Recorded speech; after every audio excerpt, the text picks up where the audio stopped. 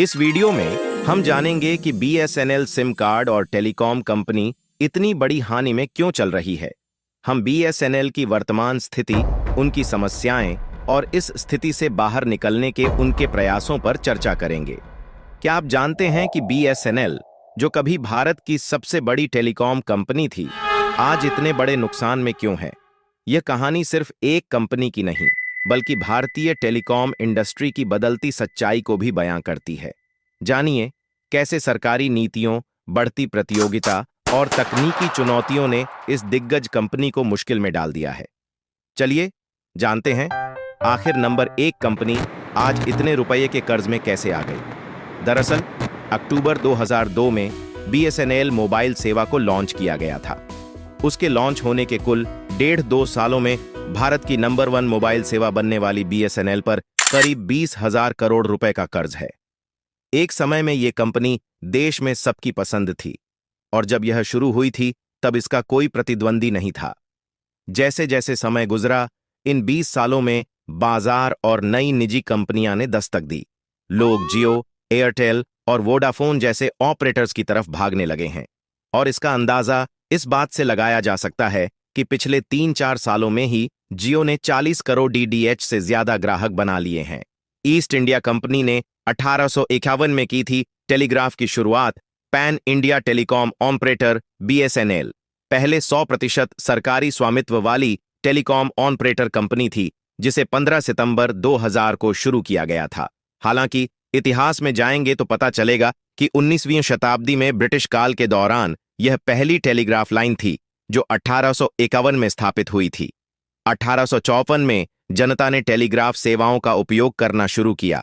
1885 में British legislative council द्वारा पारित भारतीय टेलीग्राफ अधिनियम 1975 में यह पोस्टल टेलीग्राफ से अलग हो गया और 1980 में टेलीग्राफ सर्विस की आवश्यकता के कारण एक टेलीग्राफ विभाग बनाया गया।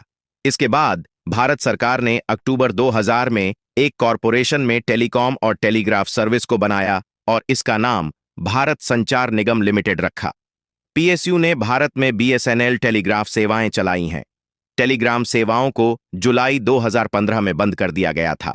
बीएसएनएल नुकसान के मुख्य कारण हैं ग्राहकों के प्रति उदासीन रवैया, सरकारी नीतियां, नई स्कीम लॉन्च न करना, दूरदर्शन की तरह अपनी योजनाओं में बदलाव न लाना, 4G के जमाने में 3G की स्पीड सभी सिम धारकों को देना, कर्मचारियों की काम के प्रति लापरवाही, तानाशाही रवैया, आय के अतिरिक्त संसाधन न खोजना, लाभ के मुकाबले खर्चों का लगातार बढ़ना।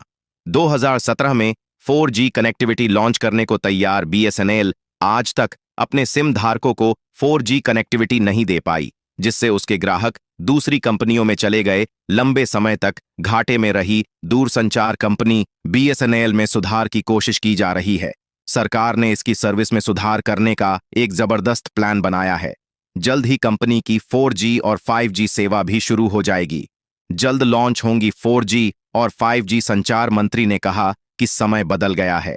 बीएसएनएल जल्द ही मोदी की मेक इन इंडिया पहल के अनुसार देश में डिजाइन, विकसित और निर्मित 4G और 5G नेटवर्क लॉन्च करेगा। सदन में उन्होंने विपक्षी बेंच की ओर इशारा करते हुए कहा कि वह समय चला गया है जब कुछ पूर्व मंत्री बीएसएनएल को दुधारू गाय के रूप में इस्तेमाल करते थे। वैष्णव ने हालांकि किसी व्यक्ति या राजनीतिक दल का नाम नहीं लिया। जिम्मेदारी का पता नहीं, परंतु यदि आप समय के साथ नहीं चलोगे तो आपको डूबने से कोई नहीं बचा सकता। आज हमने जाना कि बीएसएनएल, जो कभी भारत की सबसे बड़ी और प्रमुख टेलीकॉम कंपनी थी, वर्तमान में किस प्रकार नुकसान का सामना कर रही है। हमने विभिन्न सरकारी नीतियों, विनियामक प्रतिबंधों, मैन पावर और वेतन संरचना, रणनीतिक निर्णयों में देरी, निवेश की कमी, राजनीतिक दबाव और सामाजिक उत्तरदायित्व के कारणों का विश्लेषण किया। इन सभी कारकों ने मिलकर बीएसएनएल की वित्तीय स्थिति को कमजोर किया है और उसे प्रतिस्पर्धात्मकता में पीछे रखा है। अगर आपको यह वीडियो जानकारीपूर्ण लगा हो तो कृपया हमारे चैनल को सब्सक्राइब करें और इस वीडियो को लाइक करें।